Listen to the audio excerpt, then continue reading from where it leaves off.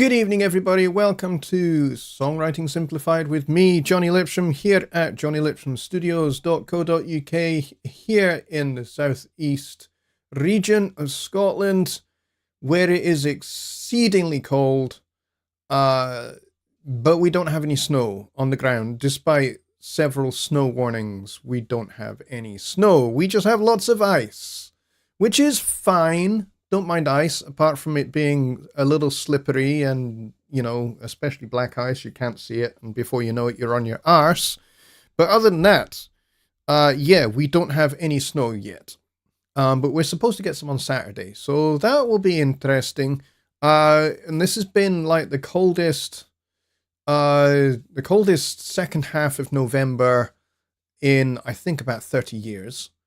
And, there's been a lot of snow up north in the Highlands, and it's the earliest, I think, that the snow season has ever started. So that's interesting, because we've got this this Arctic depression that's come down, and the jet stream has moved south, and that kind of basically means that low pressure systems and cold weather are allowed to dominate temporarily. However, normality will be resumed because this low pressure system has weakened and is moving away, and we should get warmer weather back amongst us next week.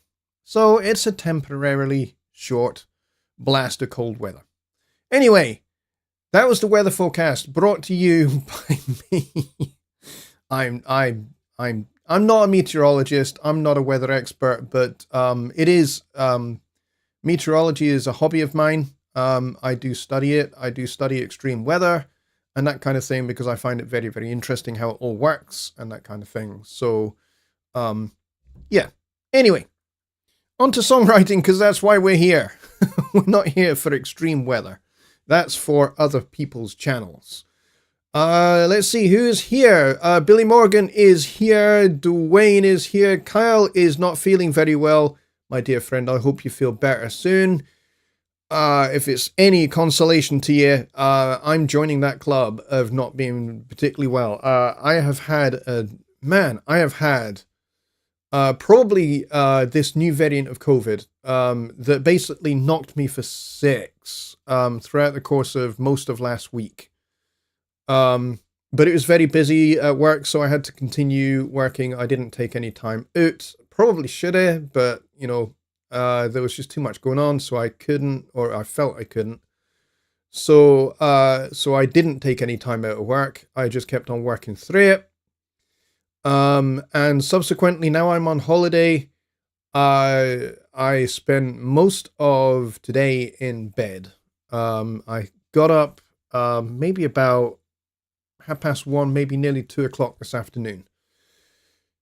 And yeah, I'm just tired, basically.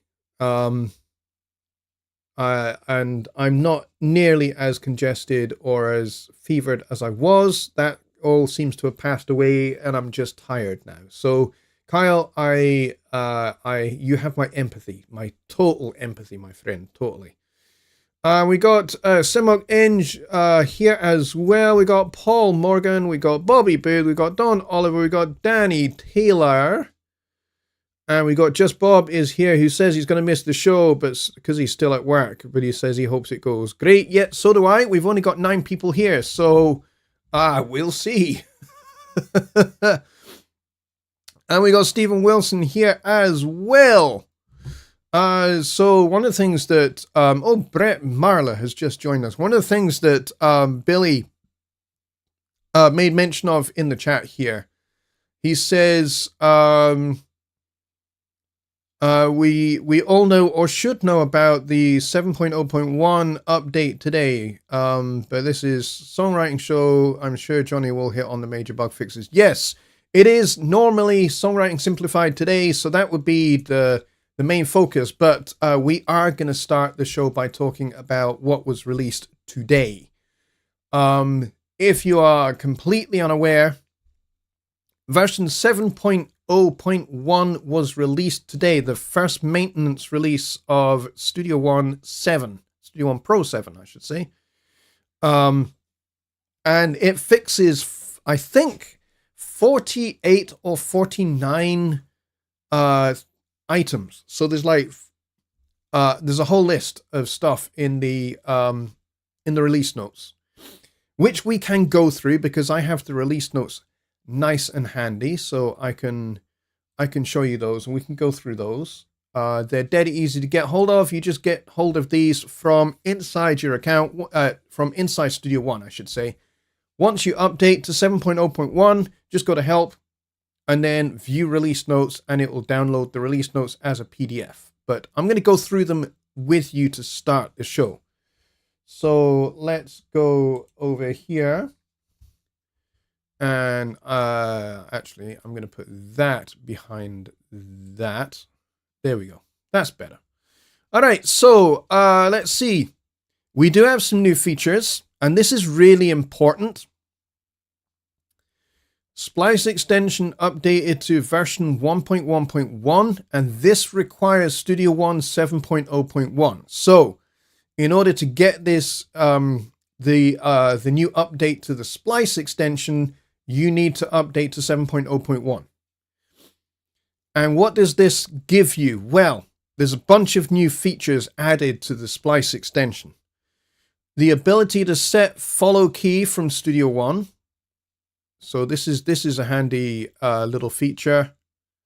I like this. Populate BPM filter when turned on with the project's current BPM. Now, it does automatically already sync with your project, but you can actually just enter your project's tempo.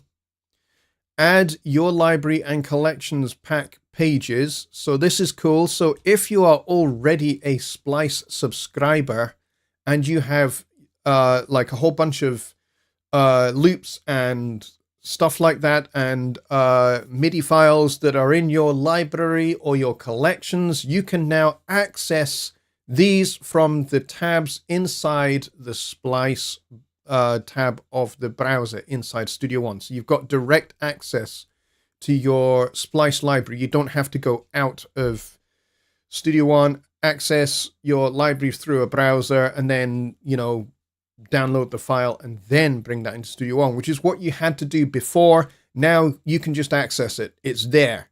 So your library of already existing sounds from Splice, if you're already a subscriber, you can access those now. Support for fractional time signatures. So this is cool. So fractional time signatures, what does this mean? Well, this means things like 7/8, stuff like that. 4/4, 3/4, whatever time signatures that certain loops are in, this is now supported. Improve visibility of grid lines behind the translucent events. This is a big feature. This is back in Studio One now, so we're not talking about Splice anymore. So, improve visibility of grid lines behind the translucent events. Improve DAW project compatibility. So this one's a big one.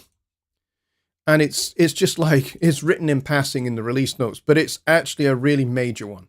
So let's go into what that means. So what that means is, as you'll see here from this song, what that means is if you have translucent events set in Studio One in your settings, the grid really does shine through now, especially if you select the event. So I'm selecting this event here. Now you can see the grid lines through the grid. If I select this one, or even this one, see the darker colors? It's a little harder to see, but it's definitely there. Lighter colors, it's very, very clear to see. But even with the darker colors, it's still possible to see the grid line shining through. So this is something that was complained about with 7.0.0, the initial release of Studio One 7, because when you selected an event, it was actually not possible. Even with translucent events selected, it was not possible to see the grid. That was a bug. That was a bug, which has now been fixed. So basically what you have now is effectively the grid appears kind of overlaid over the top of selected events. So this is very cool. Let's go back to the release notes and we can carry on with this. The OK button grayed out when selecting any Presonus interface or Toolmaster Pro template. This was a big one as well. So if you were trying to select another Presonus interface like a Studio Live Mixer, or you have a Studio Live Mixer but you wanted to, for a specific song, use your Toolmaster Pro, so you wanted to switch to the Toolmaster Pro, you couldn't do it. You could select it, but there was no OK button. That button was grayed out and inactive, which meant it was not possible. So the workaround that you had to do was use the blank new song template, and then once the song had loaded, then you would go into Studio One options, the audio setup, and then you would select your interface from there. But now that's fixed. So if you want to use a template for a Studio Live Mixer or the template for the Toolmaster Pro, you can now select those. The OK button is now fixed. Page up and page down skip not working in macros. That is now fixed. Transform to rendered audio delivers unexpected results on mono tracks. This is also fixed. This was quite a big one as well, because people were complaining that, you know, it just wasn't outputting the right kind of material. So, you know, if you have a mono track and you do transform to rendered audio, it would not give you the right event. Ultimately, there's some fixes here for Atom SQ. Screen parameters disappear when switching between audio tracks.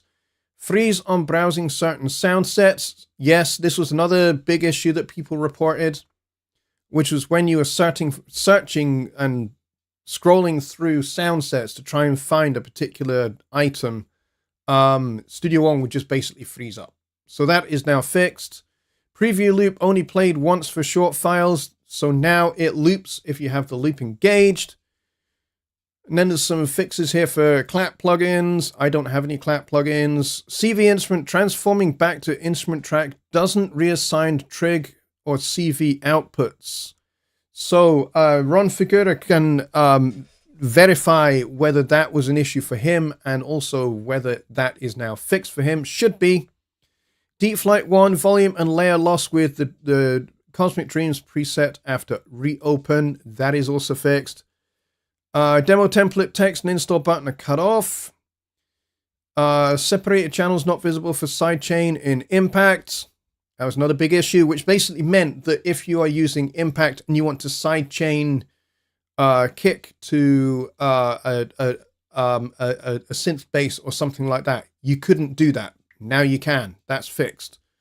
Drag another scene to arrangement causes gap between scenes from the launcher. Frame does not disappear when a device is disconnected.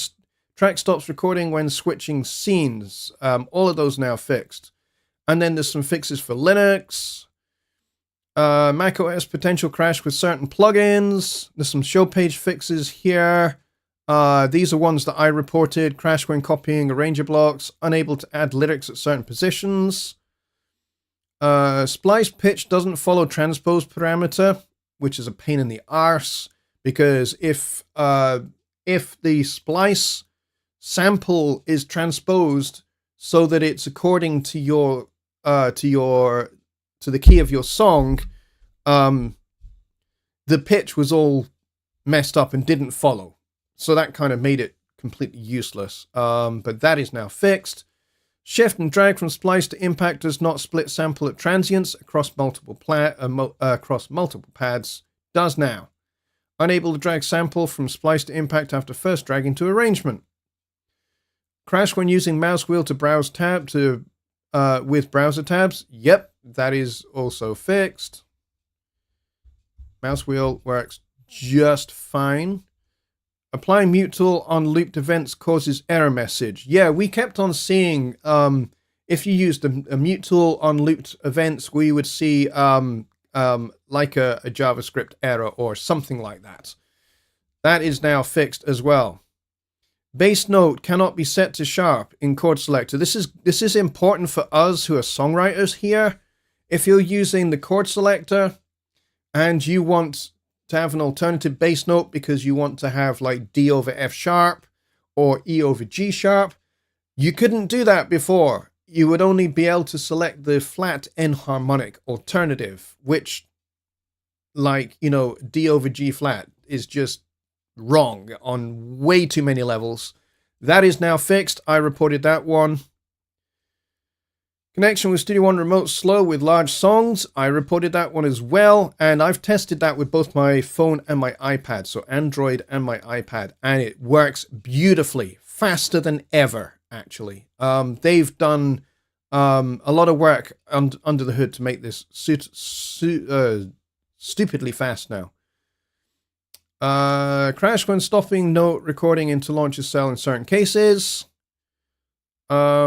Let's see what else we got here. Events with Melodyne do not mute if inside merged regions. Hanging notes with certain instruments on solo and chase long notes option engaged. K-metering is inaccurate. This annoyed me quite significantly. I reported this one because basically not only was it inaccurate, but if you will notice down here there is a peak meter, which is the peak meter for the master volume. If you go into the mixer, and what happened was, if you set this into K20 mode,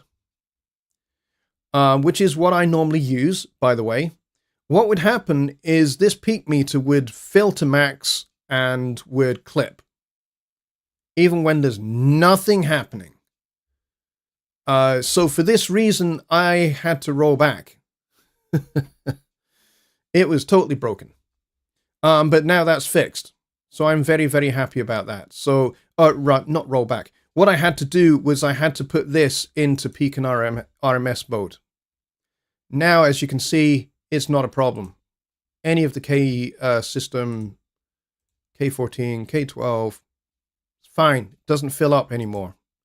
And it shows correctly what should be going on. So if I play our theme tune music, if I put this into K20, so this is this meter down here. This meter down here still works as peak RMS. It doesn't show the same values, but at least it's not maxed out. It's actually going away. And if I put this into peak RMS mode, it shows exactly the same data, or rather, it measures the same stuff. Pretty much exactly the same.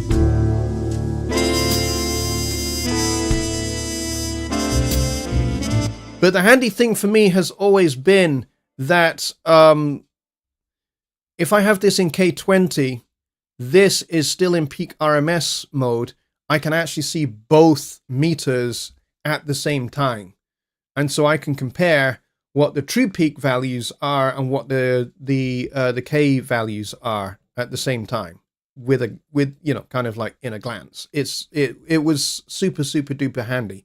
So one of the things I had to do was basically I had to get the level meter out and put that into K20 mode, because then it would be fine and I could read this in K20 mode, put this back into peak RMS, and basically cover the main output channel with the level meter. So then I could still work with K20 mode, and it was fine. It's a workaround. Arguably, I like it better. I like the level meter better. If I show you what I mean, let's go down to the level meter. Where are you, Mr. Level Meter? There you are. Let's go and stick you at the end of this chain here. So if I now go and put him across the bottom here, and if I put him into K20, and if I play the track,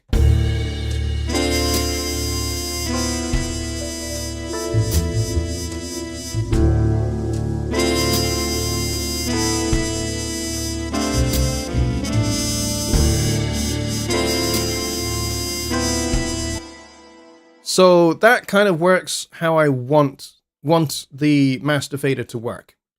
But like I said, it kind of now works just fine. So I can put this, I'll put this back into peak RMS for now. But yeah, I can just put this over the top of my main.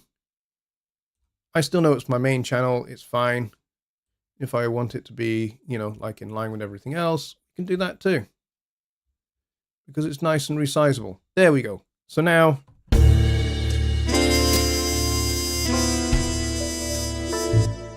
It looks great. And it gives me plenty of detail. All right, let's carry on. Contact 8 does not load sounds from songs saved with Contact 7 or earlier. Big problem if you are using Contact 8 and you're a composer and you're using and you've just like upgraded to Contact 8 rather, and you open an older song. Definitely a problem. Sustain and loop recording takes does not sustain each take. That's been around for a wee while. Glad we've got this one fixed. Pre-record buffer corrupts launcher audio cell recording. I reported this one as well. But we've got that one fixed now, which is great. I'm happy with that. And that's it. We reached the bottom. Waveforms not visible on looped events with tempo change at certain zoom levels. Yeah, basically the waveforms would just poof, disappear. It's there, you can hear it, but at certain zoom levels, the waveform would just not draw. But that is also now fixed. So there we go. That is a whistle-stop tour of the that's a whistle-stop tour of the release notes. Let's go see, do we have some interesting stuff in chat? I think we do. So I'm going to go take a look and see what we have here.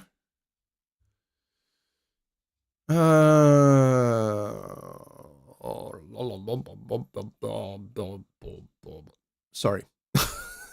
Just Bob says, how do you tie lyrics sung at double time versus the actual tempo of the song? Is it a rhyme scheme or is there something more disciplined?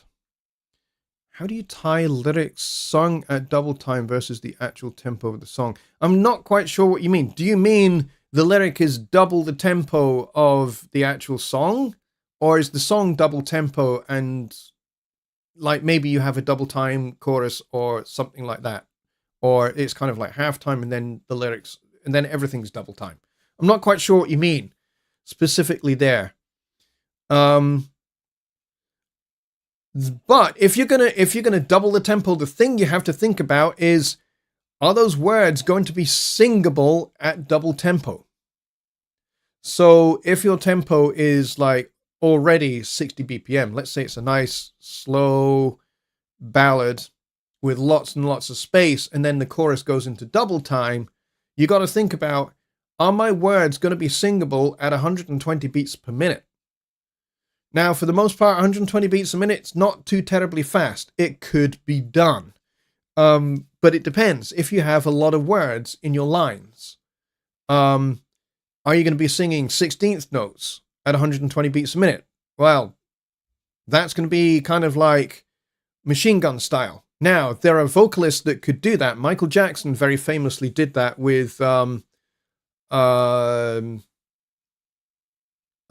Bad, for example, from the Thriller album. And then there's Thriller itself, which features some double time vocals where he's singing 16th notes. It's hard to do. He was able to pull that kind of a thing off. But, you know, most people aren't going to be able to. So those are the kind of things you need to think about. Is not only is it singable, but is it understandable? Can people understand what's being sung? Which leads me neatly onto one of my songwriting bugbears. I have a few. And this partly goes to not just the way the song is written, but it also partly goes to the performance of the vocalist.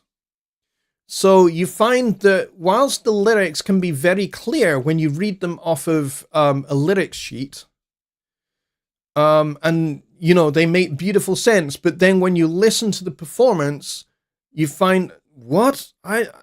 Really? Is that what he sung? Or is that what she sung?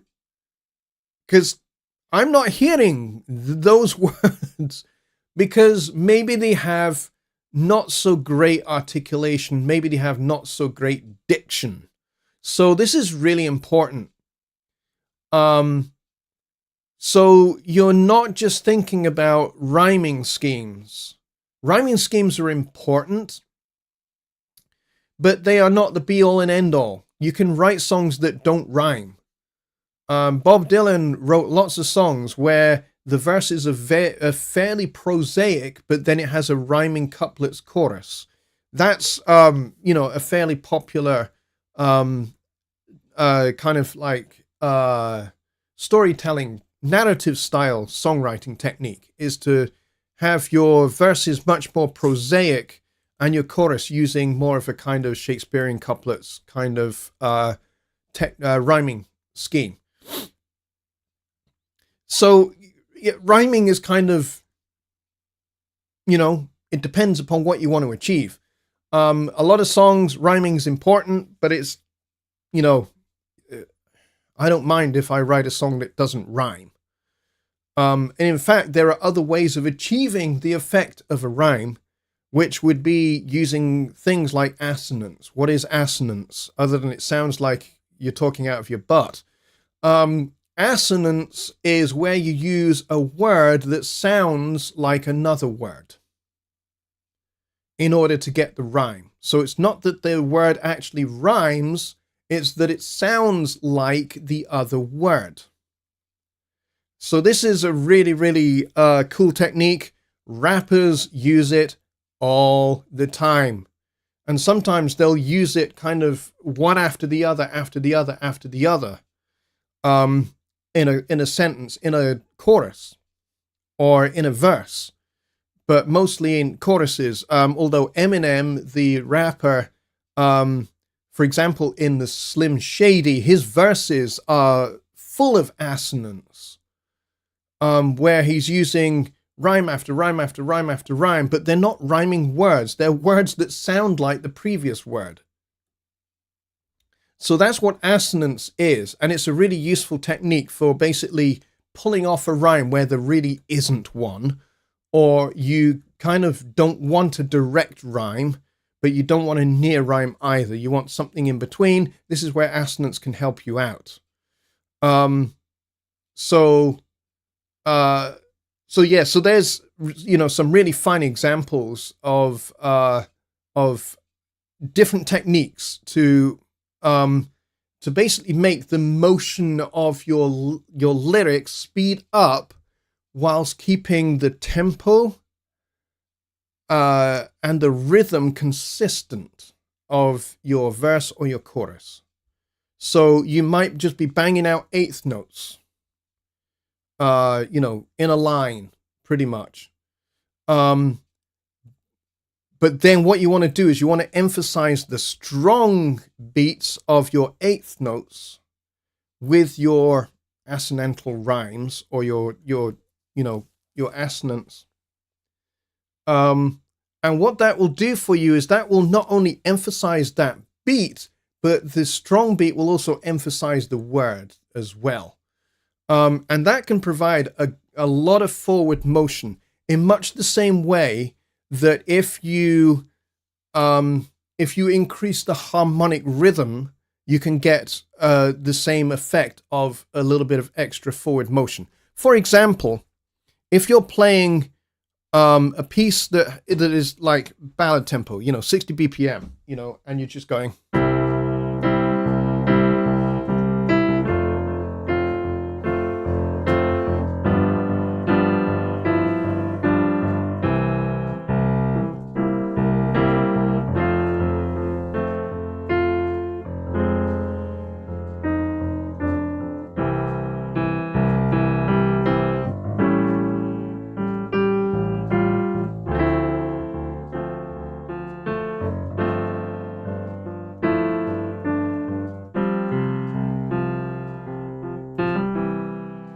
So there's an example of something that's kind of slow.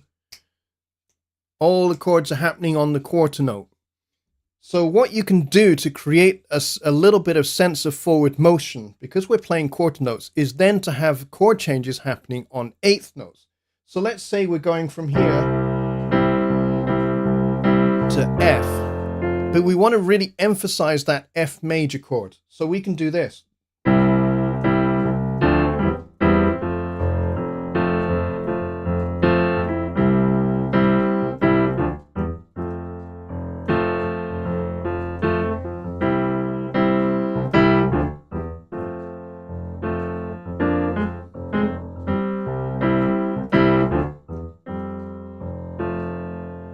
So what I'm doing there is I'm just, I'm walking up, which kind of sounds like a little bit like, the verse to, what's that song? Lean on Me. So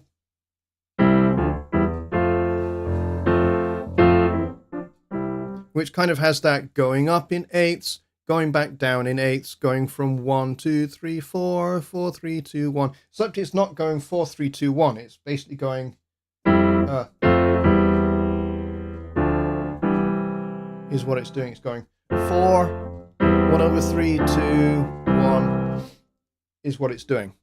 But that gives that sense of anticipation towards that chord 4, and then in reverse, when we walk back down, we're emphasizing the chord 1. It's very effective, especially if you're coming into like a new section of the song. So let's say, we are in C, but we're going to go to, we're going to go to E flat major, for example, for our bridge. So what we can do here is we do a little 2-5-1 in C.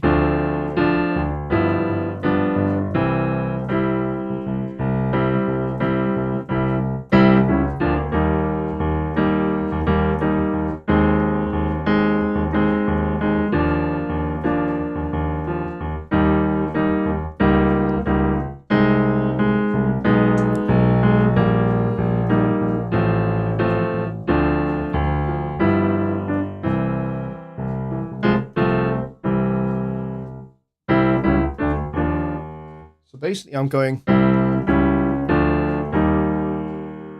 I could change that and I could go A, C, A over C sharp, B flat over D, which is a nice little pivot into E flat. So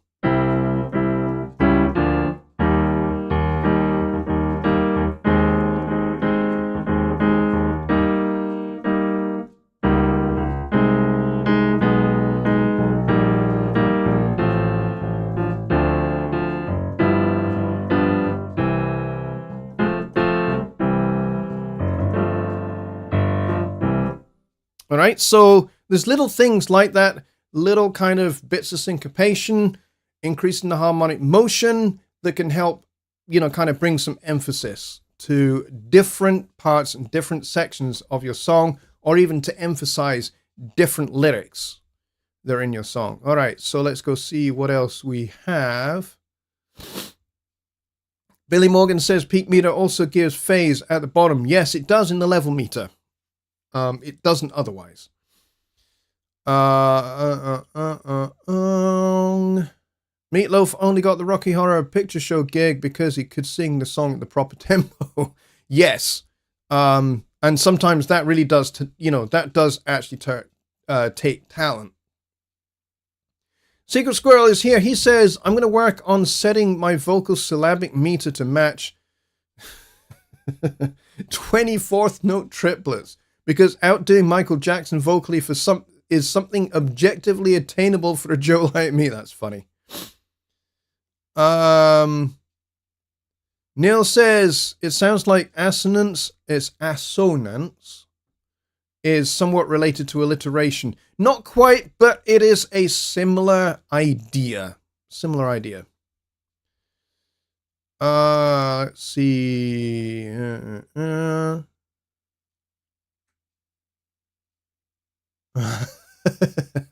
Very funny, Super Squirrel. I like it. Kyle, that's just too funny as well.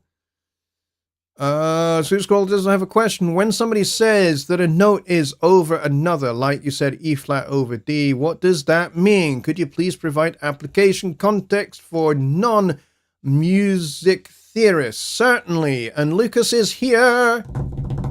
Drum roll for Lucas. Just came home from Jazz Jam session. Good to be here. Dude, you should have been playing until dawn. I'm horrified. I'm horrified that you're home so early. That's scandalous. You should still be there playing until 6 a.m. or you're not a real bebopper. I'm kidding. All right, so what do we mean when we say a chord over another note? What that means is the bass note is different from the chord. So when I was talking earlier about A over C sharp, that's basically A with the third of the chord in the bass, the C sharp. And this can be really useful if I'm doing something like this.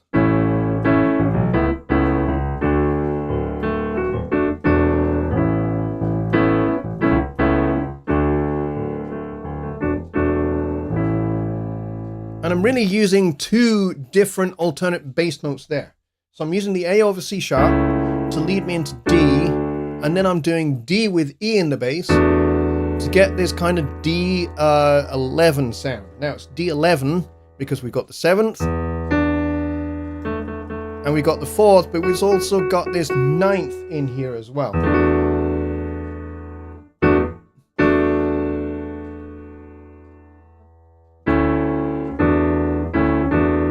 Alright, so it's a nice sounding chord.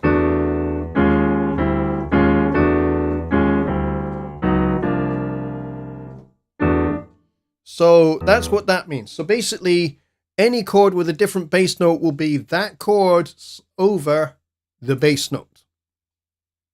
And you can have all sorts of different things. You don't just have to have the third of the chord or the fifth of the chord or the 7th of the chord as the bass note. You can have any note and it will kind of work. So, for example, one of my favorite chords is G over E flat. So it's a G major triad, but with an E flat in the bass.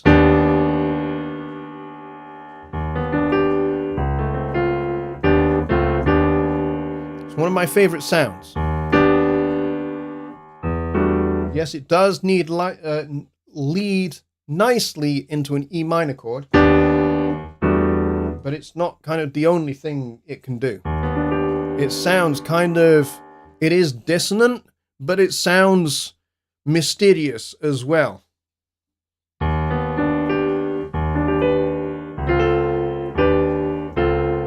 So I could turn this into a weird kind of E flat major chord by basically putting the 5th in there as well. So E flat with its 5th, which is the B flat, then the D major 7, then the 3rd, that makes it major 7, and then when we have the B on top, we've got a flat 13. This is another one of my favorite sounds.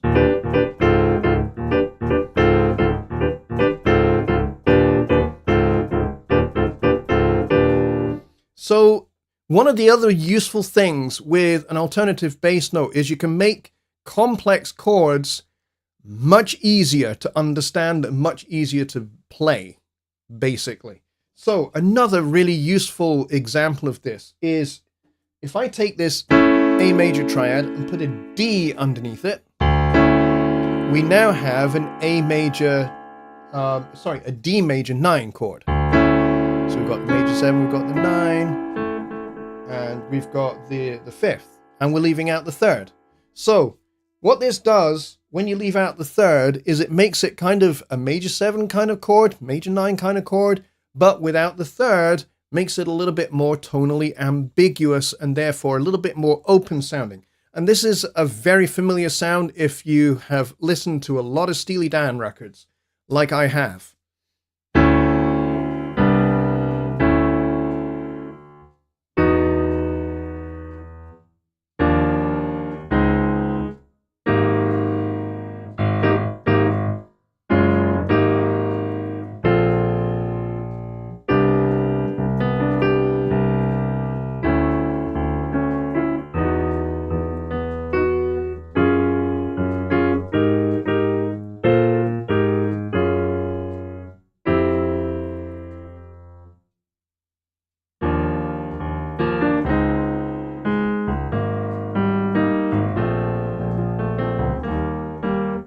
So you can do a lot with this.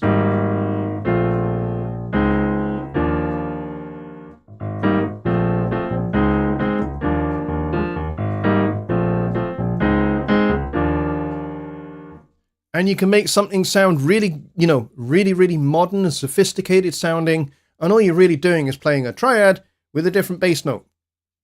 And you can get much more complicated than that as well, because another one of my favorite sounds is if I take this B major 7, I like a nice B major 7 sound in its root position. If I then put the major 7th in the bass note, you get this. John Williams likes this a lot as well. You'll hear this in Star Wars. You'll hear it in Indiana Jones and the Raiders of the Lost Ark. And you'll hear it in E.T. And you'll hear his treatment of this exact same chord in 3 completely different ways. So, in Star Wars, he uses it as an to emphasize danger, darkness, trouble is coming, and probably it's kind of leading into the Imperial March, so that you can anticipate the arrival of Darth Vader or Emperor Palpatine or one of those figures. You hear it in Indiana Jones, and it's treated in a completely different way. And it's not used in the same way at all. It's orchestrated very differently, it's much softer, and instead it's to emphasize mystery. So it serves a completely different function in those 2 films. And the orchestration and the dynamics of those 2 different chords, even though the voicing is still the same, it's still this chord, it's just how they are used that makes the difference. Because in one case, you're anticipating something very dark, and in another instance, you're maybe and the viewer is being set up for a scare, or they're being set up for something like snakes, or they're being set up for something else that is kind of yet to be revealed. So there's lots of anticipation. And so that's what that chord can be used for. And sometimes it'll be played really high up. Kind of like this.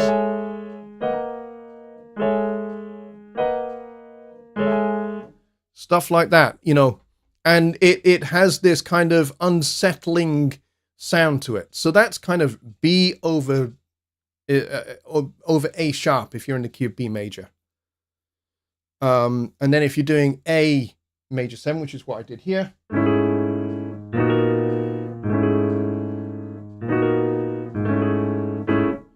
and it just sounds really, really, really cool. And it sounds very dark, very mysterious. So again, it depends on how you use the chord, what your purpose is, what your intent is. But you can use the exact same chord to serve a multitude of different functions.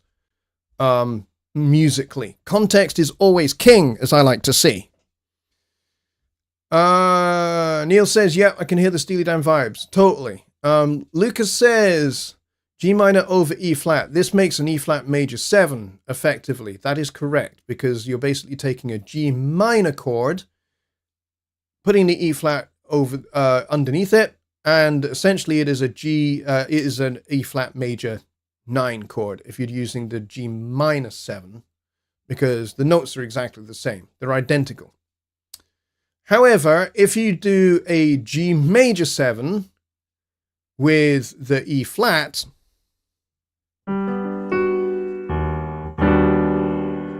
now that is pure weirdness. I mean, just doing the G on its own is really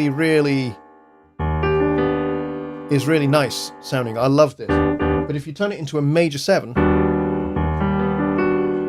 you get this weird kind of flat 13, major 7, flat 13, sharp 9 kind of thing going on. Which again sounds dark. It's like a major 7 chord, because major 7 chords kind of sound bright. You know, when you think of major 7 chords, I don't know about you guys, but when you think of major 7 chords, I think bossa nova. Right? But if you sharp the 9 and flat the 13, it's dark, it's ominous. And it's sharply dissonant.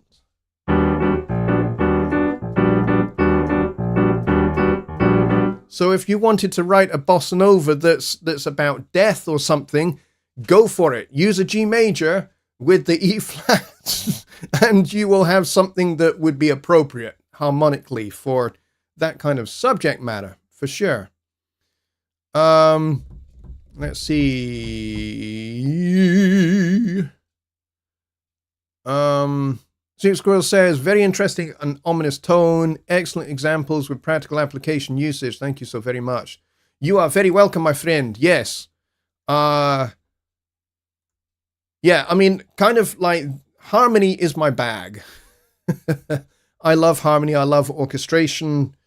And I have, I've been studying, I say studying, trying to get my head around the harmonic world of John Williams for a long time. That guy is complicated, man. Even when he's being really simple, you listen to something and you go, oh, wow, that's just so beautifully simple. Like, at the end of the opening titles of the very first Star Wars film released in 1977. It's kind of dark. It's kind of in your face.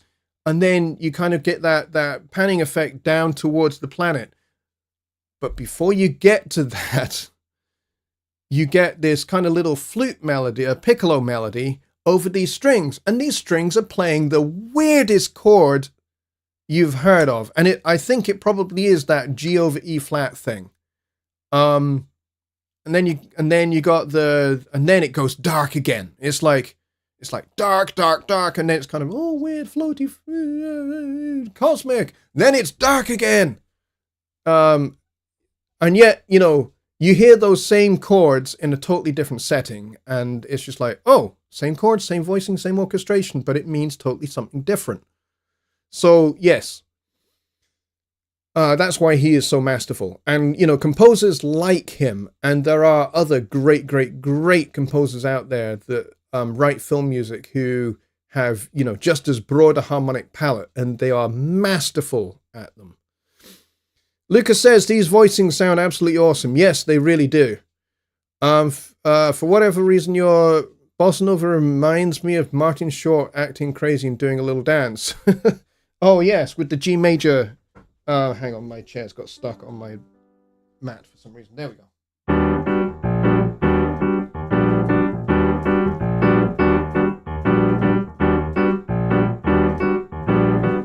Yeah, I think next Halloween, I'm going to write, like, a deeply dark and evil sounding bossa nova. I'm going to do it. I'm going to do it. And I'm going to use those kind of polytonal chords. And that's the other thing. To extend this whole idea of chord over bass note, you can actually put chord over chord. And you can get a whole new harmonic palette opened up to you. Now, this works if you are a guitar player or if you're a keyboard player. It's hard on a guitar because you've only got 4 fingers and you've only got 6 strings. However, if you layer up your guitar parts, you can totally do this kind of polytonal chord thing. What do I mean by polytonal? Or even bitonal.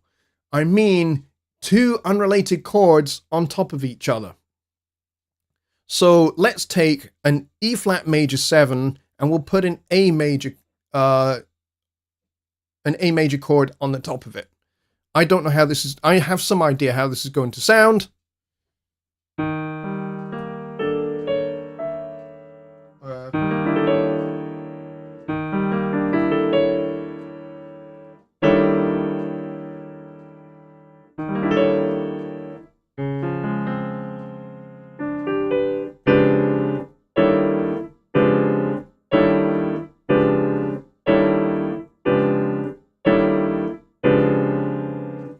Now, there's lots of horrible minor ninth clashes there. That's to do with the way I voiced it. I could probably have voiced that upper chord a little bit more openly to avoid some of those because,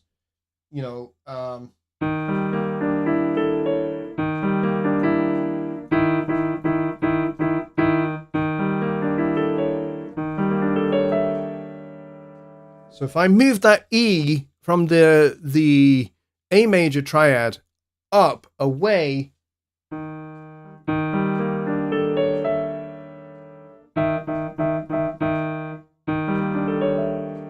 Not such a problem now.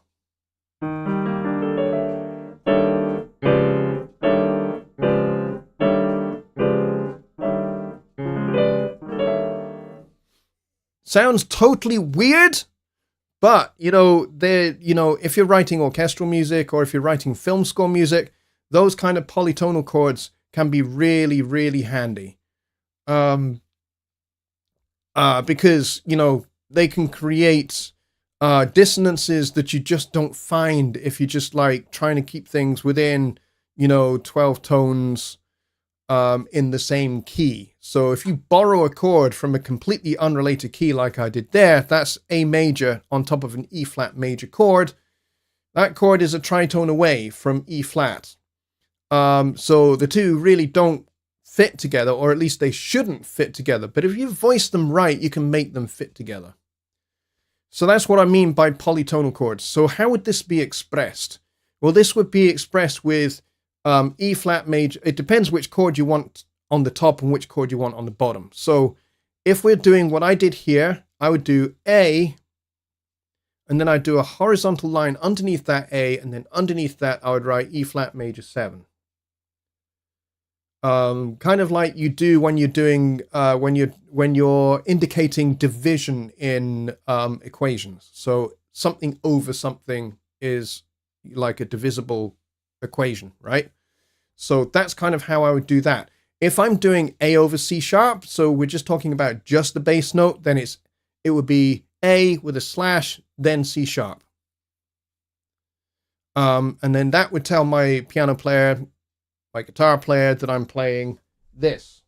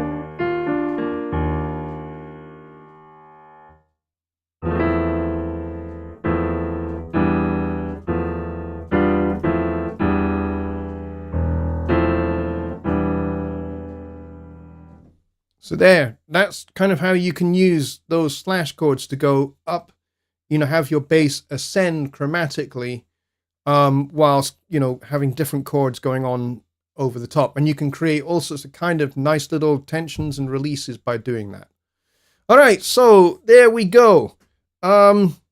We are pretty much out of questions, as I can see here.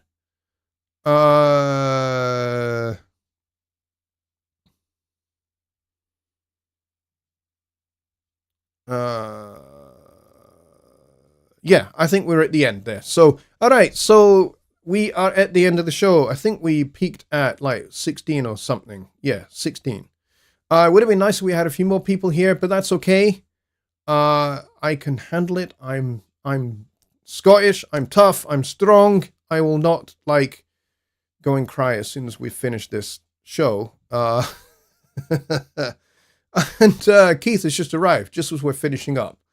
Hey Keith, how you doing? Hope you're all right, buddy. And Billy is launching an after show Zoom, which I will go and join for a few minutes because I have an early morning meeting in Edinburgh, so I have to be up and early and in town.